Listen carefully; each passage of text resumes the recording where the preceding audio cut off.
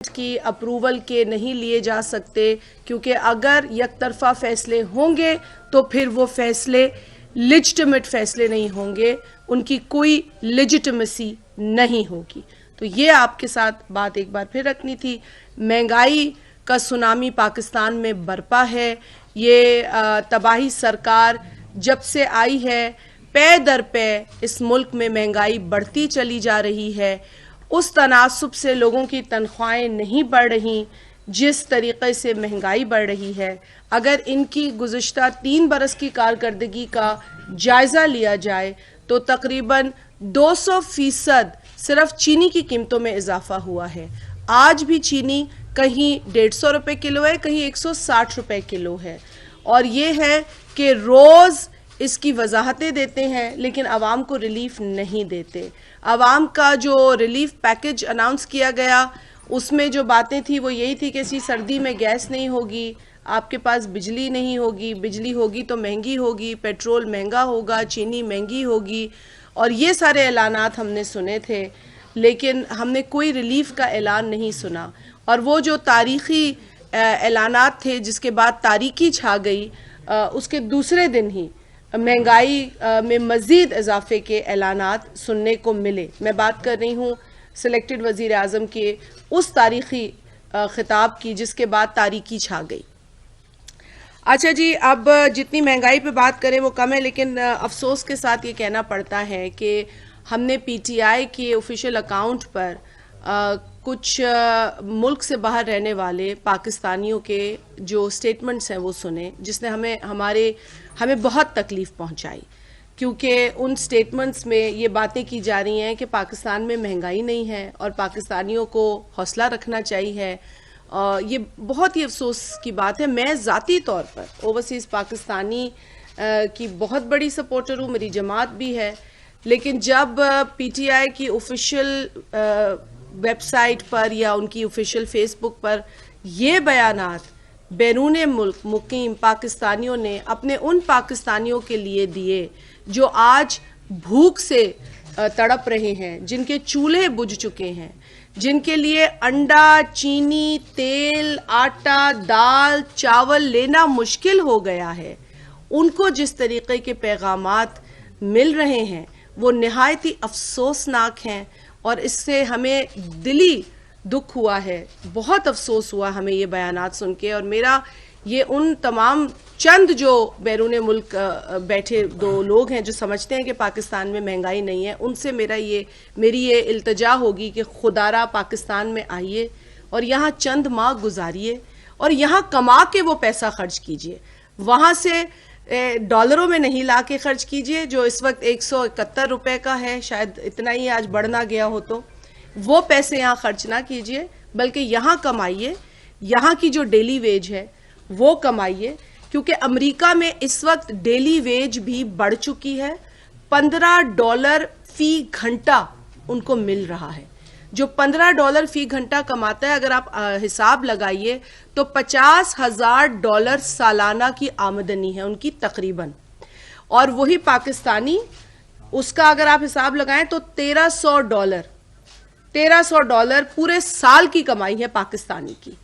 आप हिंदुस्तान से मुआवजा करते हैं, हिंदुस्तान से क्या, ये जो इन्होंने एक गोरख धंधा मचाया हुआ है कि मुख्तलिफ ममालिक की जो कीमतें बता रहे हैं हमें, तो कन्वर्जन भी बताएं हमें ये भी बताएं कि वहाँ पर सालाना आमदनी क्या है। हमें ये भी बताएं कि वहाँ का जो मुकीम शहरी है वो अगर डॉलर ख़रीदने जाता है तो कितने रुपए में उनको $1 मिलता है।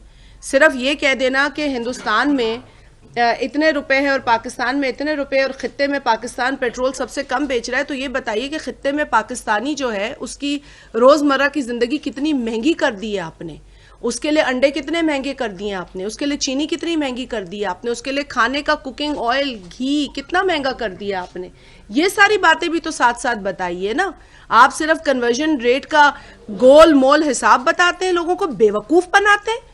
ये जो बेवकूफ़ बना के टोपियां पहना के लोगों को आप आके असेंबली में बैठ गए हैं, आपको लगता है लोग अभी बेवकूफ़ बनेंगे? लोगों के पेट पे आपने लात मारी है और फिर आप कहते हैं कि जाके हिंदुस्तान की अगर आपने वाकई मिसाल आपको अच्छी लगती है ना, तो उन्होंने अपना एक त्यौहार गुजरा था, उस त्यौहार पे उन्होंने पेट्रोल की कीमत 8 रुपए कम की, डीजल की 9 रुपए कम की। आप भी कुछ तैयारियां पकड़ें। और अगर आप हिंदुस्तान से इतने ही मुतासिर हैं तो हिंदुस्तान के अंदर जो सालाना आमदनी है वो आपसे अब भी ज्यादा है। वहां $2000 सालाना आमदनी है वहां के लोग जो मुकीम है, जो रहते हैं उनकी। हमारे अब भी 1300 है। सो वहां का 1800 रुपए या 2000 रुपए कमाने वाला अगर 90 रुपए फी पेट्रोल लीटर लेता है तो यहाँ वाला तकरीबन अब 150 रुपए ले रहा है फी लीटर पेट्रोल। देखिए, अगर मुआवजा करना है तो हर चीज का करें, पिक एंड चूज नहीं करें।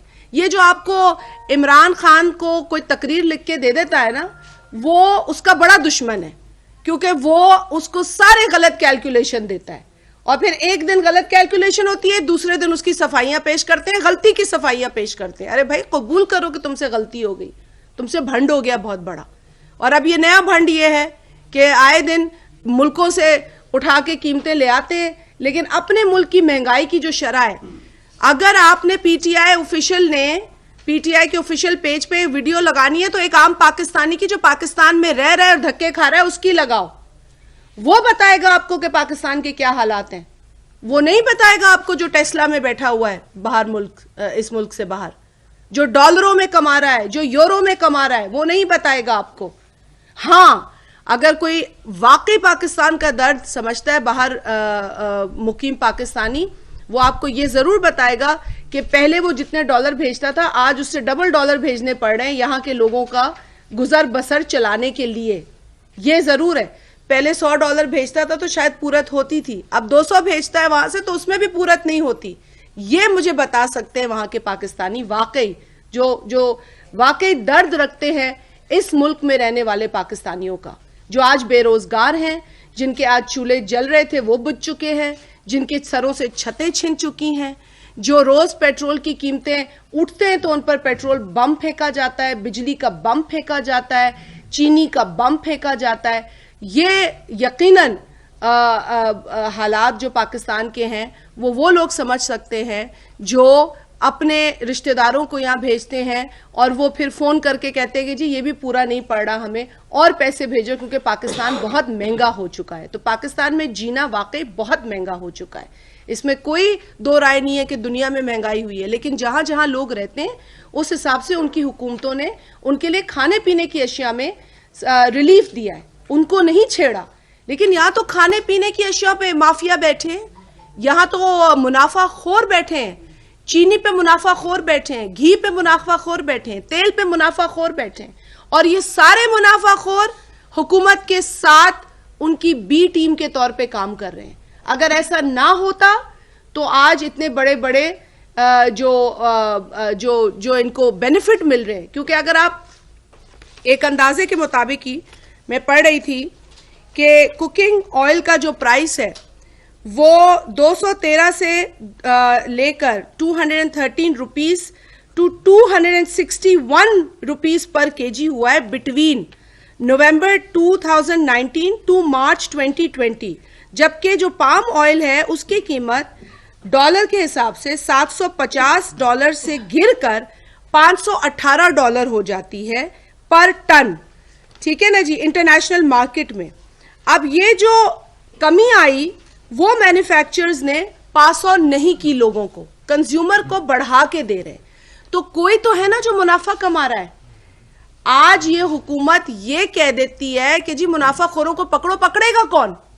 सलीम मांडवी वाला साहब और शाजिया मरी तो जाके नहीं पकड़ेंगे ना जी, पकड़ेगी तो ये हुकूमत इसलिए नहीं पकड़ रही क्योंकि इनके अपने कारोबार चल रहे हैं, इनकी अपनी इसमें किकबैक्स हैं, इसीलिए लोगों के साथ इतना बड़ा धोखा हो रहा है।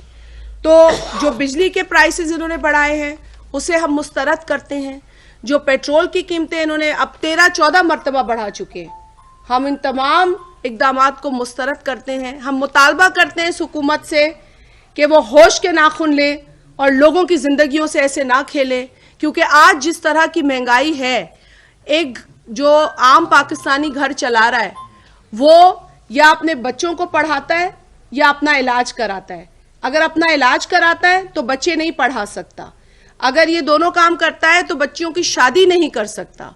तो आज जो जो उनकी प्रायोरिटीज हैं उसमें भी उनको प्रायोरिटीज तलाश करनी पड़ती हैं। आज जो तरजीहात थी ना, उनमें भी तरजीहात ढूंढनी पड़ती हैं कि मैं खाऊं या बच्चों को पढ़ाऊं, बिजली का बिल दूं। ये इमरान खान कहता था कि बिजली का बिल ज्यादा है, इसे फाड़ दो।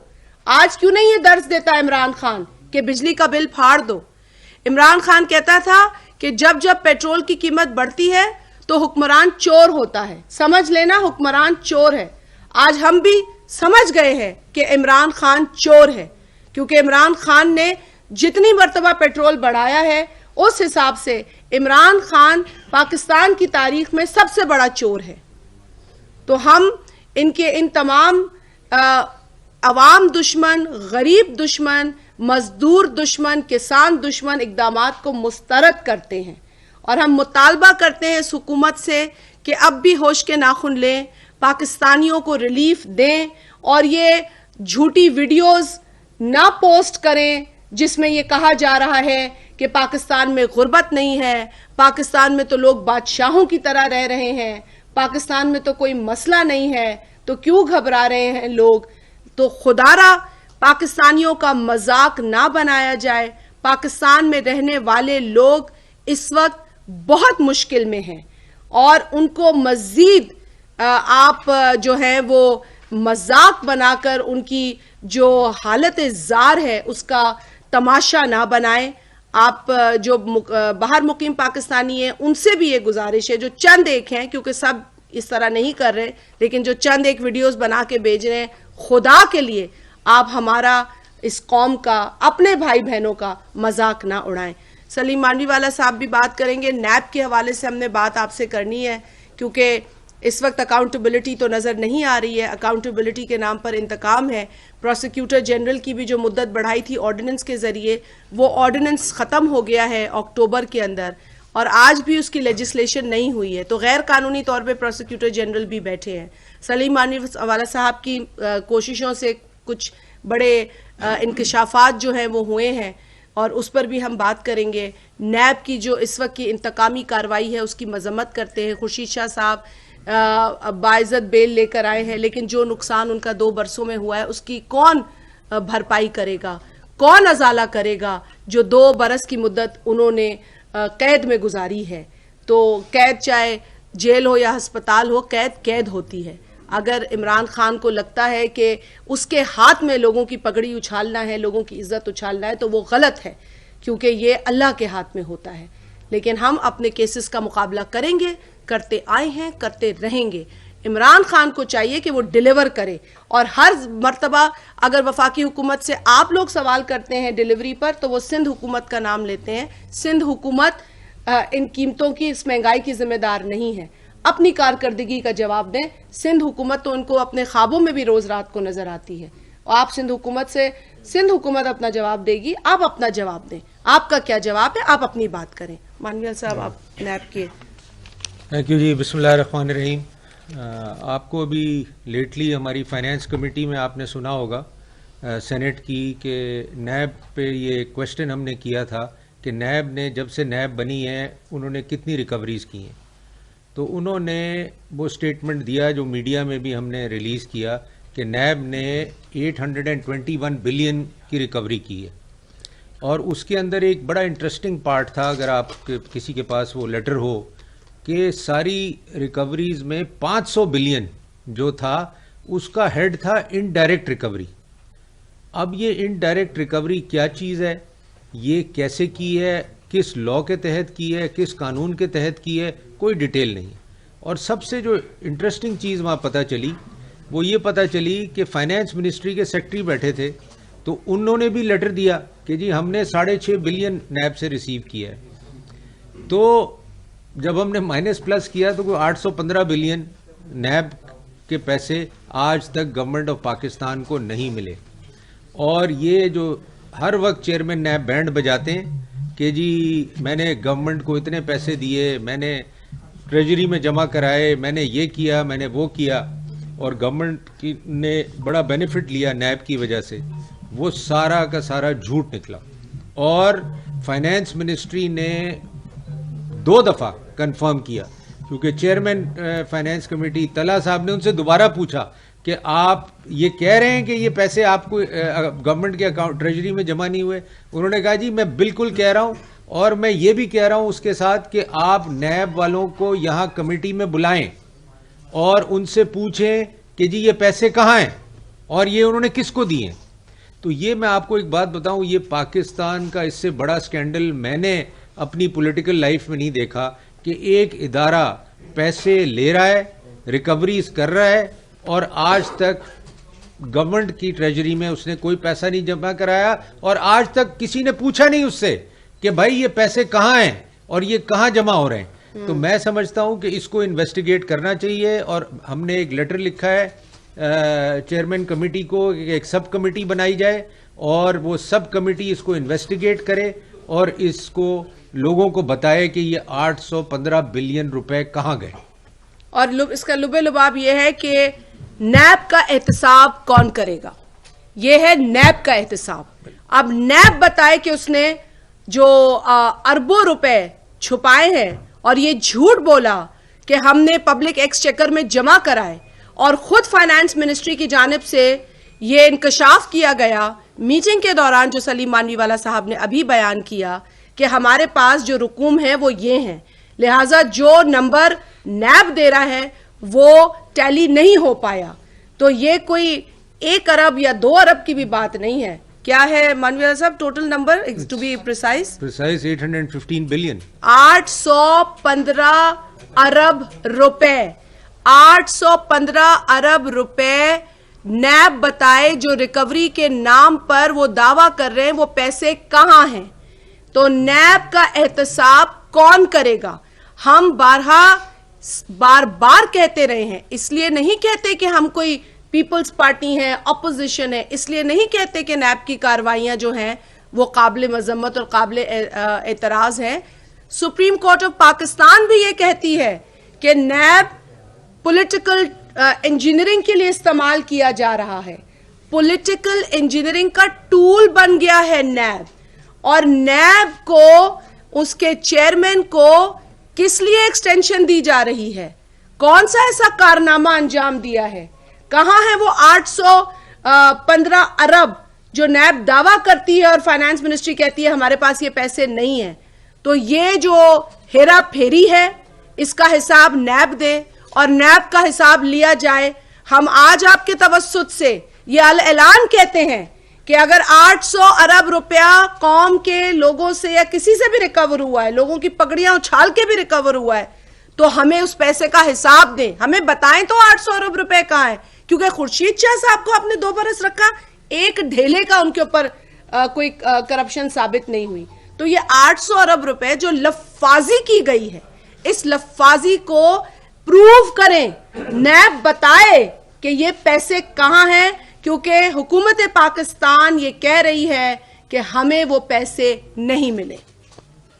अच्छा ये बताइएगा कि जैसे चेयरमैन नैब के हवाले से बात हो रही है, एक नैब के हवाले से जो बात हो रही है, आप इसमें एक मिनट, जैसे कि चेयरमैन नैब के हवाले से आप पर भी वो बनाए गए खुर्शीद शाह, दीगर अपोजिशन के रहनुमा, एक तो दो हमेशा आप कहते रहिए अपोजिशन के, उनका दोहरा म्यार के हुकूमत के बहुत सारे नाम ऐसे हैं जिनको बिल्कुल नहीं छोड़ा गया, अपोजिशन को किया गया। खुर्शीद शाह साहब 2 साल रहे। तो आप क्या समझते हैं, ऐसी क्या उनके पास गीदड़ सिंगी है कि हुकूमत मजबूर है, क्या वजह है कि उनको बजाय ऐसी चीजों पे कि वो उनका दोहरा म्यार है हटाया जाए, उनको मजीद एक्सटेंशन देने की बातें हो रही हैं, दी गई है, और फिर इस तरह के जो अभी आप बता रहे हैं का खपला। देखें, अगर आपने मेरी स्पीच सुनी हो सेनेट में, तो मैंने पहले कहा था कि नैब चेयरमैन कॉम्प्रोमाइज्ड हैं, और कॉम्प्रोमाइज का मतलब ये है कि उनके ऊपर गवर्नमेंट के पास ऐसी चीज़ें मौजूद हैं कि अगर वो कल मीडिया में रिलीज़ कर दी जाएं तो नैब चेयरमैन जो है ना, ये उनको ये मुल्क छोड़ के जाना पड़ेगा, ओहदे से हटना तो दूर की बात है। तो इस वजह से जो उनको कहा जाता है वो करते हैं। केस हो ना हो, अरेस्ट बनता है नहीं बनता, वो गवर्नमेंट की इंस्ट्रक्शंस पे चलते हैं। तो ये तो फैक्ट है। और जहाँ तक आपका क्वेश्चन था पैसों का, 6.5 बिलियन फाइनेंस मिनिस्ट्री ने रिकवर किए, टोटल 821 बिलियन नैब ने since NAB was created till today recover किए। अब ये बनते हैं 815 बिलियन जिसका नैब को हिसाब देना है। और हम समझते हैं कि ये कमेटी को ही हिसाब देंगे आके। हम हर हालत में नैब को बुलाएंगे और उनसे पूछेंगे कि ये 800 बिलियन कहाँ गए, ये गवर्नमेंट के पास क्यों नहीं जमा हुए, और गवर्नमेंट ने डिसओन किया कि जी हमें पता ही नहीं है कि ये पैसे कहाँ हैं। अब मैं थोड़ी बातें इन्फ्लेशन पे करना चाहता हूँ, फिर आपके क्वेश्चंस लेता हूँ। 3 हफ्ते पहले मैंने प्रेस कॉन्फ्रेंस की थी, चीनी उस वक्त थी 110 रुपये 120 रुपये, 110 और मैंने यही कहा था कि दिसंबर तक ये 150 रुपये हो जाएगी। और उसकी वजह मैं आपको बताऊं मैंने ये क्यों कहा था, ये तो नवंबर में ही हो गई 150 रुपये, कि आपने 160 भी हो गई, आपने उठा के शुगर मिल ओनर्स पंजाब के अरेस्ट कर लिए, उनको आपने विदाउट एनी रीजन उनको अरेस्ट करके बंद कर दिया। और उसके बाद जितनी पंजाब की शुगर मिल एसोसिएशंस थी उन्होंने कहा, और ये आप कंफर्म कर लीजिएगा उनको फ़ोन करके, कि कोई पंजाब में क्रशिंग नहीं होगी जब तक ये 2 आदमी रिलीज नहीं होंगे और ये मैटर सेटल नहीं होगा। और उन्होंने सिंध शुगर मिल को भी रिक्वेस्ट की कि जी आप लोग भी कोई क्रशिंग ना करें जब तक, और अगर अक्टूबर में क्रशिंग नहीं हुई तो मैं आपको बता दूं कि सवाल ही नहीं पैदा होता। 150 रुपये तो दूर की बात है कि दिसंबर में आपको चीनी मिले। तो अब इनको जाग आई है, इनको होश आई है, और हर चीज़ तो ये सिंध पे, जैसे शाजिया कह रही थी कि कुछ समझ में नहीं आता तो सिंध पे डाल दो। तो द फैक्ट इज कि ये क्राइसिस तो इन मेकिंग थी और इनको पता था कि ये क्राइसिस इन मेकिंग है, मगर इन्होंने कुछ नहीं किया। माद साहब की मैं सुन रहा था प्रेस कॉन्फ्रेंस और वो कहानी कर रहे थे कि जी सिंध वालों की वजह से, सिंध ने ये क्राइसिस शुरू नहीं की, ये क्राइसिस पंजाब ने शुरू की, और पंजाब शुगर मिल एसोसिएशन ने सिंध को कहा और केपीके को कि जी किसी ने क्रशिंग नहीं करनी जब तक ये लोग रिलीज नहीं होंगे, और इस वजह से ये शुगर की क्राइसिस आई। और अभी भी ये क्राइसिस जनवरी में आने थे जी, और अभी भी ये क्राइसिस बड़ी सीरियस है मेरे व्यू में, क्योंकि जब तक क्रशिंग शुरू नहीं होती, शुगर मार्केट में नहीं आती, ये शायद 200 रुपए पे चली जाए। तो ये इस टाइप की पॉलिसीज गवर्नमेंट को चलाना, ये सारे इंडस्ट्री का भी नुकसान है, लोगों का भी नुकसान है, और वीट की सिचुएशन इससे भी खराब है। 1 साल से हमें पता है कि हम शॉर्ट हैं वीट पे। 6 महीने पहले कम से कम हमें ये एलसीज खुल जानी चाहिए थी वीट आने के लिए। मेरी नॉलेज के मुताबिक अभी तक एलसीज नहीं खुली, और अभी तक ये नहीं पता कि वीट कहाँ से आनी है जो शॉर्टफॉल है पाकिस्तान में। तो ये एक और क्राइसिस आने वाली है बहुत बड़ी, कि आटा, आपको याद होगा, आपने पहले भी आटे की क्राइसिस देखी है, ये सबसे बड़ा क्राइसिस होगा आटा का।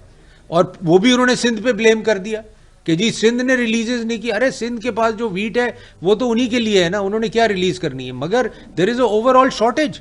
तो ये कौन पूरी करेगा? ना सिंध कर सकता है, ना पंजाब कर सकता है, ना कोई कर सकता है, ये तो बाहर से ही आनी है।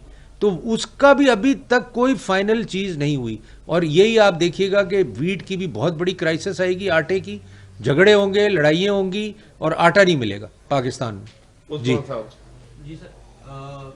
पब्लिक अकाउंट्स कमेटी के सर ये मुफ्ती शाह साहब भी रह चुके हैं चेयरमैन पब्लिक अकाउंट्स कमेटी के, और ये 800 अरब रुपए बहुत टाइम से गायब है। तो सर बताना पसंद फरमाइए कि कौन कौन जिम्मेदार है कि अभी तक उसने नेट से पूछा नहीं और इनसे ये इन्वेस्टिगेट नहीं किया कि इतने टाइम से आप रिकवर कर रहे हैं। तो मौजूदा सूरत हाल में और प्रीवियस में टाइम में कौन कौन इसके जिम्मेदार हो सकते हैं नेब के साथ पार्लियामेंट के मेंबरान जो कमेटी के थे? देखिए, पार्लियामेंट के मेंबरान, पार्लियामेंट का तो ये हाल है, और मैंने ये कमेटी में कहा, कुछ लोग वहाँ बैठे थे उस कमेटी में, उन्होंने कहा जी, तला साहब ने कहा फाइनेंस मिनिस्ट्री वाले क्यों नहीं पूछते कि ये पैसे कहाँ हैं? मैंने कहा इनकी तो मजाल नहीं है कि ये पूछें नैब से क्या ये पैसे कहाँ हैं।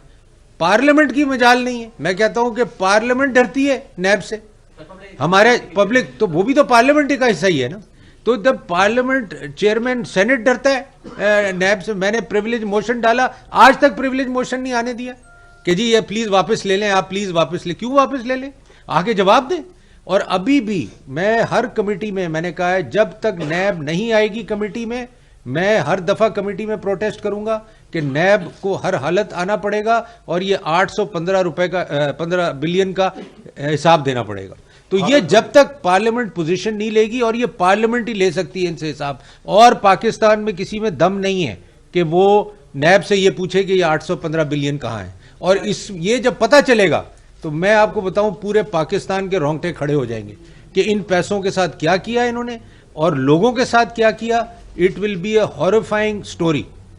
खालिद महमूद मैडम, कल भी इसी सूरत हाल के ऊपर जॉइंट अपोजिशन का इजलास हुआ, आज फिर पाकिस्तान पीपल्स पार्टी जो है वो डिनर पे भी जा रही है शहबाज शरीफ के।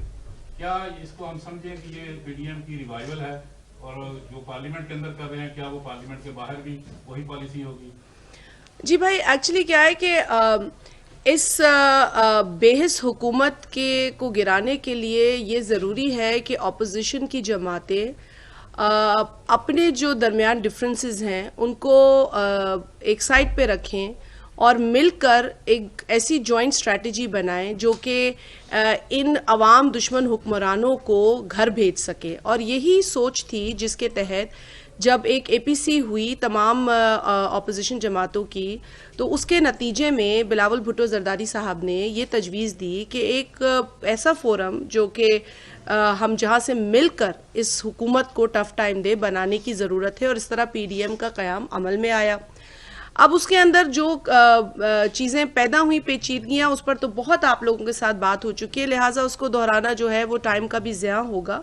लेकिन एक बात तो हकीकत है ना जी कि असेंबली के अंदर शहबाज शरीफ साहब जो लीडर ऑफ अपोजिशन हैं नेशनल असेंबली के अंदर, उनके हवाले से बिलावल भुट्टो जरदारी साहब ने बावजूद उन तमाम इश्यूज़ के जो पीडीएम के प्लेटफॉर्म पे उठे, उसके बाद भी बिलावल साहब ने कहा कि अपोजिशन को अब भी मिलकर काम करने की ज़रूरत है। पार्लियामेंट के अंदर शहबाज शरीफ साहब को उन्होंने बजट के अंदर भी कहा कि उनके जितने भी मेंबर्स हैं पाकिस्तान पीपल्स पार्टी के, उनको बाकायदा ये हिदायत है बिलावल भुट्टो साहब के तरफ से कि भाई जो शहबाज शरीफ साहब स्ट्रैटेजी तरतीब देते हैं, हम सब मिलकर उस स्ट्रैटेजी पर काम करेंगे। एज जॉइंट ऑपोजिशन पार्लियामेंट का फोरम इस्तेमाल करेंगे। हम तो ये ख्वाहिश रखते हैं कि पार्लियामेंट का फोरम जो है वो नो कॉन्फिडेंस मोशन के लिए इस्तेमाल हो। जिस तरीके से मार्च के अंदर बावजूद नंबर्स के हुकूमत को मुंह की खानी पड़ी और हुकूमत हिल के रह गई सेनेट के इलेक्शंस के अंदर, जब सैयद यूसुफ रजा गिलानी साहब सेनेटर वहां से मुंतखब हुए, तो वही चीज़ हमें बढ़ाने की ज़रूरत थी। बहरहाल वो अगर पीडीएम नहीं कर पाई, लेकिन क्योंकि पीडीएम ने इस्तीफों की बात कर दी, अब अगर आप पार्लियामेंट से मुस्ताफ़ी हो जाएंगे तो फिर रहा क्या। और आज भी अगर कुछ जमातें कहती हैं कि हम पीडीएम में हैं और पीडीएम अभी भी है, तो अगर वो कहती हैं कि हम लॉन्ग मार्च करेंगे, तो हम ये उनसे पूछना चाहेंगे कि क्या आप इस्तीफे देके लॉन्ग मार्च करेंगे? क्योंकि आपने यही शर्त रखी थी पीपल्स पार्टी और एएनपी के सामने, जो कि इन दोनों जमातों ने कहा कि ये मुनासिब नहीं है, हम इस्तीफे दें बाद में जब ये हुकूमत उसका नुकसान फेस करे। लेकिन अगर हम ही उसका नुकसान फेस करें तो ऐसे इस्तीफों का क्या फ़ायदा। तो लिहाजा जो लॉन्ग मार्च जिसका ऐलान हम सुन रहे हैं कि हुआ है मौलाना साहब की जानिब से, तो आपके तवज्जुह से ये सवाल भी हमारा बनता है कि तो क्या आप इस्तीफे भी देंगे उससे पहले, और ये फैसला आप कब करेंगे और कब देंगे? क्योंकि फिर तो उन्हीं की स्टेटमेंट दोहरा रही हूँ कि उन्होंने कहा था कि लॉन्ग मार्च इस्तीफों के बगैर गैर मायने होगी। तो अगर वो अच्छा, अब दूसरी बात यह है कि देखिए ऑपोजिशन जमातें इकट्ठा रहेंगी। ये अगर किसी के ख्वाब में है या ख्याल में है कि वो ऑपोजिशन को तोड़ सकते हैं या ऑपोजिशन बिखर सकती है, तो ये उनके ख्वाब और ख्याल में ही रहेगा। ऑपोजिशन पार्लियामेंट के अंदर इकट्ठा है और यही ऑपोजिशन एक बार फिर पार्लियामेंट के बाहर भी आपको इकट्ठा होकर दिखाएगी। लिहाजा ये अच्छी बात है कि ऑपोजिशन जमातें अपने तईं प्रोटेस्ट कर रही हैं, महंगाई के खिलाफ कर रही हैं, हर सूबे में कर रही हैं, पाकिस्तान के हर कोने में कर रही हैं, क्योंकि महंगाई का सुनामी पाकिस्तान के कोने कोने तक फैल चुका है, लोगों की कमर टूट चुकी है, लोगों की हालत ज़ार है। हम ऑपोजिशन जमातें अपने जो भी नज़रियाती या दीगर इख्तलाफात हैं उनको अवाम की तकलीफ से ज़्यादा नहीं समझते। लिहाजा अवाम की तकलीफ जो है उसके मद्देनज़र उसको देखते हुए हम पार्लियामेंट के अंदर एक बार फिर इस हुकूमत को टफ और टाइम देंगे और एक स्ट्रॉन्ग ऑपोजिशन, जॉइंट ऑपोजिशन के तौर पर सामने आएंगे। बस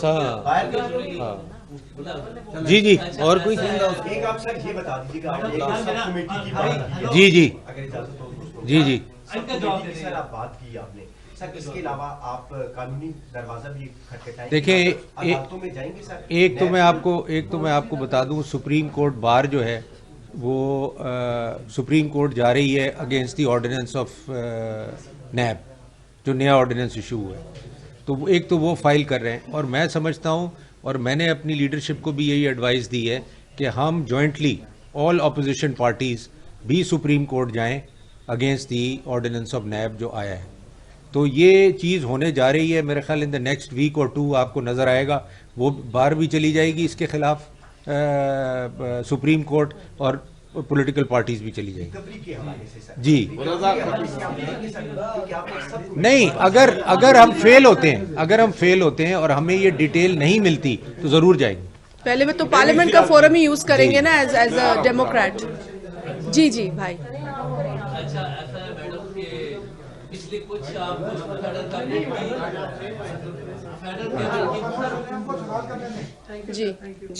फेडरल कैबिनेट की पिछली कुछ ब्रीफिंग आप देख लें। फवाद चौधरी हाल कैबिनेट के बाद ब्रीफिंग करते हैं और उसके बाद एक ट्वीट किया जाता है शहबाज गिल की तरफ से। उस फेडरल कैबिनेट का आगाज यहाँ से होता है कि महंगाई का तकाबली जायजा लिया गया खत्ते में। उसके बाद अगला फिक्रा ये होता है कि पाकिस्तान जो महंगाई है उसकी वजह पीपल पार्टी की सिंध गवर्नमेंट है, पीपल पार्टी गवर्नमेंट आपकी क्योंकि पार्टी है, आपकी गवर्नमेंट इसमें कह रहा हूँ। और वो फिर तकाबली जायजा कहते हैं कि तमाम तर इल्जाम जो है पाकिस्तान में चीनी, चावल, आटा, घी, चीनी, वो पीपल पार्टी उसकी जिम्मेदार नजर आती है उनके हुक्म। तो आप बताइए कि पीपल पार्टी किस हद तक जिम्मेदार है, और ये आए पीपल पार्टी की ही जिम्मेदारी महंगाई कंट्रोल करना। वो कहते हैं कि भाई मामला इस पे मुझे एक किसी का मैसेज भी है, मैं आपको पढ़ दूं वो, कि शुरू में महंगाई साबका हुकूमत की वजह से थी, शुरू में महंगाई साबका हुकूमत की वजह से थी, फिर महंगाई माफिया की वजह से हुई। ये भी आपको याद होगा, महंगाई माफिया कर रहे हैं। इसके बाद महंगाई कोरोना की वजह से हुई, फिर महंगाई कोरोना की वजह से हुई। ये इस हुकूमत के तमाम बयानात है जिसका लुबे लुबाब ये है। इसके बाद तहकीक की गई तो मालूम हुआ कि महंगाई तो है ही नहीं। अब तो कह रहे हैं महंगाई है ही नहीं, आप जो बात कर रहे हैं। तो पाकिस्तान दुनिया का सबसे तरीन मुल्क है इस लिहाज से, ये कहा जा रहा है। और अब महंगाई आलमी मंडी की वजह से है। सो ये है इन अ नटशेल फवाद चौधरी साहब की तमाम प्रेस कॉन्फ्रेंसेस का जो है वो तशरीह कह दें इसको, लुब्बे लुबाब, जो खुलासा है, खुलासा बिल्कुल ये खुलासा है फवाद चौधरी साहब की उन तमाम प्रेस कॉन्फ्रेंसेस का जो हर वफाकी काबीना की मीटिंग के बाद वो करते हैं और आज भी शायद करेंगे। तो आप देख लीजिएगा कि यही चीज आएगी कि अब कोरोना भी चला गया क्योंकि दुनिया खुल गई है। बेशक करोड़ों लोग मुतासिर हुए लेकिन दुनिया चल भी रही है और गवर्नमेंट चला रही है अपने लोगों को। लेकिन यहाँ कोरोना भी जवाब बना था, माफिया भी जवाब बना था, हुकूमतें तो बनी ही बनी थी।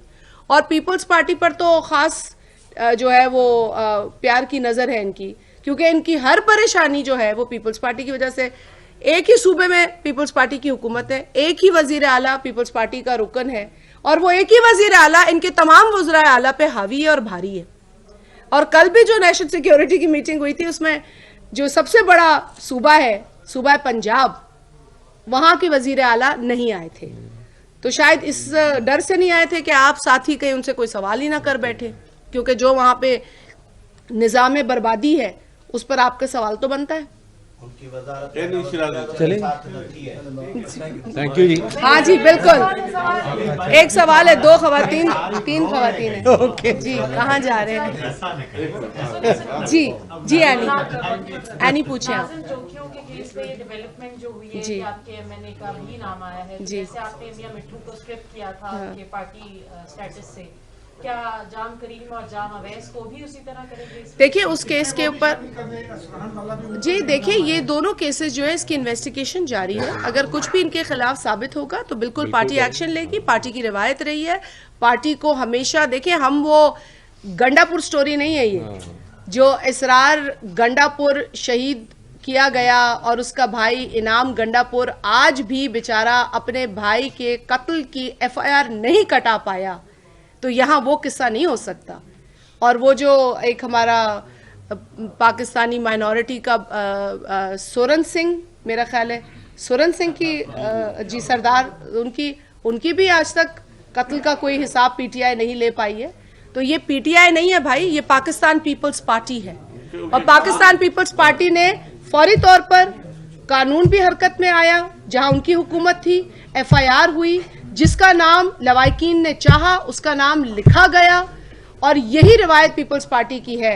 लेकिन मैं आपकी तवज्जो से सवाल करती हूं कि पीटीआई के से मुंसलिक जो लोग हैं, क्या वो आसमानी ताकत रखते हैं, खुदा न ख्वास्ता, कि उनका नाम एफआईआर में तक नहीं आ सकता?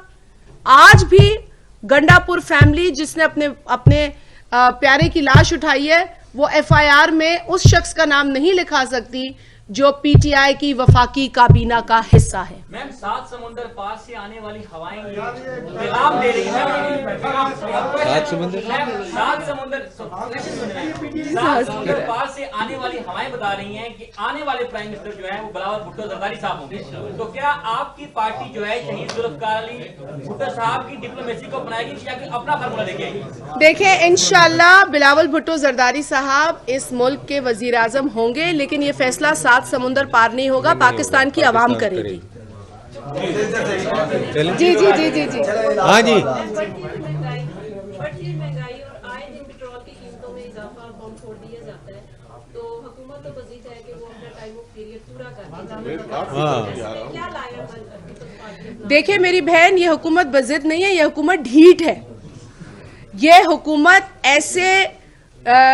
ऐसी ढीठ है कि इसने जो अपने स्पोक्स पर्सन रखे हैं वो भी ढीठ है, और हर जो स्पोक्स पर्सन है वो दूसरे से सबकत ले जाने की कोशिश में फजूल बातें करता है, और इनके जितने बयान हैं वो फजूल है। इनका बस चले तो आपसे सवाल पूछने का इख्तियार ये छीन लें। आप यकीन जाने इनकी ये सोच है। ये आप हमसे पूछ रही हैं और हम बयान कर रहे हैं क्योंकि हम आवाम में रहते हैं। हमें पता है कि आज सौदे के थैला जो है उसकी क्या कीमत है। हम जानते हैं कि आप लोग जब निकलते हैं और ये कैमरामैन जब मोटरसाइकिलों में पेट्रोल डलवाते हैं तो इन सबको लग पता जाता है कि पाकिस्तान में क्या हो रहा है। इनके फटे जूते बताते हैं इनकी दास्तान। तो ये हुक्मरान नहीं बता सकते क्योंकि ये हुक्मरान ढीठ है और ये सिलेक्टेड हैं, और हमारा यही मौकिफ है कि इन सिलेक्टेड बेरहम हुक्मरानों को घर जाना होगा ताकि पाकिस्तान की आवाम सांस ले सके। जी एजाज साहब, आप अच्छा, मैंने कहा मोस्ट सीनियर को आखिर में हम इसीलिए हम रुके हुए थे आपके लिए। जब जुम्मा वाली वीडियो आई थी जी तब मुझे याद है कि अपोजिशन के जो रहनुमा थे, हमने उनसे सवाल किए कि क्या आप इनके खिलाफ सुप्रीम जुडिशल काउंसिल में जा रहे हैं या नहीं, लेकिन उन्होंने कहा कि ये उनका जाती मामला है। इशू ये है कि जो बंदा अपने कैरेक्टर में इस तरह हो और वो ब्लैकमेल भी हो जाए, तो यानी मसरत पसंदी के तहत आपने ये मौका फराहम किया ताकि वो और जो है वो बाकी लोगों को या जिनके पास बकौल आपके वीडियोस हैं वो उनके कहने पर मजीद जो है वो दबाए। एक तो ये कि इस मसरत पसंदी में इतने ही कसूरवार आप हैं जितने वो हैं। एक तो ये बताइए कि क्या उस वक्त अगर आप चले जाते तो आज मुमकिन सूरत तब्दील होती या नहीं। दूसरा, शायद भी आपसे मैं एज ए कॉमन मैन एक सवाल करता हूँ कि इस वक्त लोग महंगाई की वजह से खुदकुशी कर रहे हैं, ऊपर से इमारतों से खुद को गिरा रहे हैं, लेकिन सिर्फ बयानात की हद तक अपोजिशन की जो जमातें हैं उनके पास आपस में न मिलने के अलग अलग वजूहात हैं। लेकिन एक कॉमन मैन जो है वो 3 साल तो काट कर आ चुका, 2 साल कैसे गुजारेगा? ये किस तरह इस मसलत पसंदी और गुनाह में आप शामिल नहीं है जितनी हुकूमत है। सलीम साहब आप जवाब देंगे, फिर मैं तो जी देखें, आप वो वीडियो की बात कर रहे हैं सर से पैर चूमने वाली। अब देखें, वो सर से पैर चूमने वाला वीडियो तो सारी पाकिस्तान ने देखा, कोई सिर्फ मैंने नहीं देखा, फिर भी वो बाहर नहीं गए। और वो बाहर नहीं गए। और आप सही कहते हैं कि हमें कोर्ट जाना चाहिए था, उस वक्त कोर्ट जाना चाहिए था और कोर्ट से ये डिसीजन लेना चाहिए था, इसमें तो कोई डाउट नहीं है। अब वो क्यों नहीं लिया, अब उसकी पता नहीं ऑथेंटिकेशन नहीं थी या क्या थी या क्या वजह थी कि वो कोर्ट में। मगर मुझे अब एक और डर है, मुझे अब ये डर है कि दूसरा जो चेयरमैन कल अगर आए तो वो भी अगर सर से पैर चूमने वाला आ गया तो फिर क्या होगा। तो मैं आपको बताऊं कि ये तो एक ट्रेडिशन बन गया है और ये बड़ा ख़तरनाक ट्रेडिशन है, क्योंकि गवर्नमेंट चाहती है कि हमारे पास नैब का चेयरमैन ऐसा आए जो कि हमारे हाथ में खेले और फेयर और ट्रांसपेरेंट वे में ना चले। तो ये तो एक this is why NAB is being continued. और आपने देखा होगा पिछली दफ़ा भी ऑर्डिनेंस आया, लैप्स हो गया, इस दफ़ा भी ऑर्डिनेंस आया और अभी तक उसके ऊपर और ऑर्डिनेंसेज आ रहे हैं। तो there is a state of confusion with the government and with other people.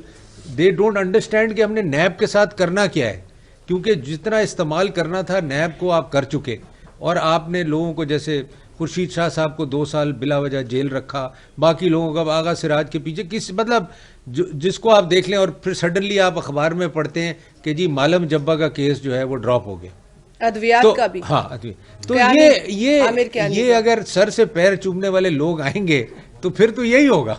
तो आप यही नेक्स्ट चेयरमैन का भी हाल यही देखेंगे।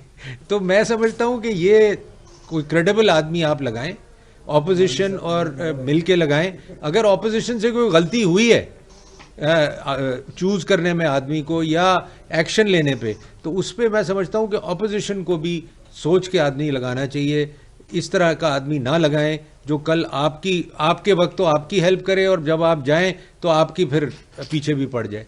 तो ये को पता करना पड़ेगा कि पिछली वीडियो है। हाँ, एग्जैक्टली। तो we should look at the person's character before doing anything like this. Thank you. एक मैंने रजाक साहब का आखिरी सवाल था। देखिए 500% और एजाज भाई का 500% अद्वियात में इजाफा करने के बाद जो रिपोर्टें बनाई और रिपोर्टों के नतीजे में जो चीज सामने आई, उसके बाद भी अगर हुकूमत एक्शन नहीं ले तो वो तो यकीनन उनकी नाअहली और नालायकी वाज़ेह है। लेकिन इधर नैब की भी जो सोच है वो भी बड़ी क्लियर है कि आमिर कियानी की इंक्वायरी बंद कर दी जाती है, परवेज खटक की इंक्वायरी बंद कर दी जाती है, इनके दीगर वुज़रा जो नैब ज़दा है उनको सिर्फ इसलिए उन पर हाथ नहीं डाला जाता क्योंकि हम पहले भी आपको कह चुके हैं कि ये नैब न्याजी गठजोड़ है जो अकाउंटेबिलिटी के नाम पर धोखा कर रहा है पाकिस्तान के अंदर। अगर इमरान न्याजी इतना ही एहतसाब का सच्चा और पक्का होता तो केपी की एहतसाब कमीशन उसी के दौर में बंद ना होती। अगर इमरान न्याजी इतना ही अकाउंटेबिलिटी और करप्शन के खिलाफ होता जो 90 दिन में करप्शन खत्म करने के नारे के साथ आया था, तो आज इस मुल्क में करप्शन खत्म होती। लेकिन आज यहाँ हाल ये है कि पीटीआई हुकूमत तारीख की सबसे ज्यादा करप्ट हुकूमत साबित हुई है। पीटीआई हुकूमत ने करप्शन के तमाम रिकॉर्ड तोड़ दिए हैं। ये हम नहीं कहते सिर्फ बहैसियत पाकिस्तान पीपल्स पार्टी, आप जाके मार्केट में खबर लें तो आपको पता चलेगा कि पीटीआई हुकूमत करप्ट तरीन हुकूमत साबित हुई है। आप एजाज भाई अच्छा, दूसरी ऑपोजिशन की बात देखें, नहीं हम खामोश नहीं हैं क्योंकि खामोश रहना भी इन जालिमों की पुष्टपनाही होगा। लिहाजा हम हर फोरम पर बात कर रहे हैं। आपने देखा कि पाकिस्तान पीपल्स पार्टी अपने तौर भी जलसे कर रही है, प्रोटेस्ट कर रही है।